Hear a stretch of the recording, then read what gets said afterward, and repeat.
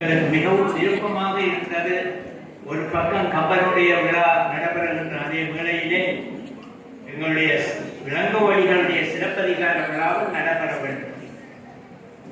ஒரு மிகவும் சிறப்பான நன்மை என்னவென்றால், தமிழ்நாட்டிலே தமிழ்நாட்டு மக்களை காவிய மாந்தர்களாக கொண்டு அமைக்கப்பட்ட முதலாவது காப்பியம் சிலப்பதிகாரம்.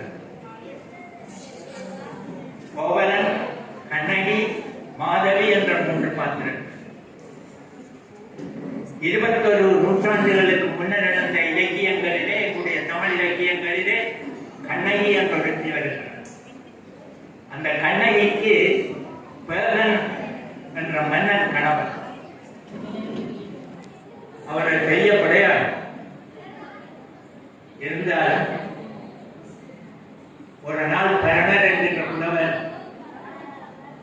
இவர்களுடைய வீட்டு வாசலுக்கு வருகின்ற பொழுது கண்ணகி கண்ணாலே நீரோடுமை நிற்கின்றார். அப்பொழுது அவளிடம் இவர் கேட்டார், பேரன் அங்கே. அப்பொழுது கண்ணகி சொன்னால், அவர் இப்பொழுது என்னுடன் இல்லை, நல்லூரிலே உள்ள பரத்தையோடு இருக்கிறார்.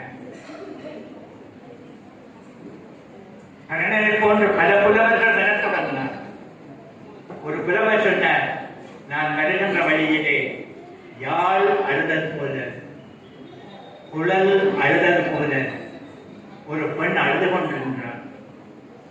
நான் வாணிக பரிசிலே நட்டேன். நான் முன்னிட்ட பரிசு பெற வந்த ஒரு பிசினஸ் காரன். நான் வாணிக பரிசிலே நட்டேன்.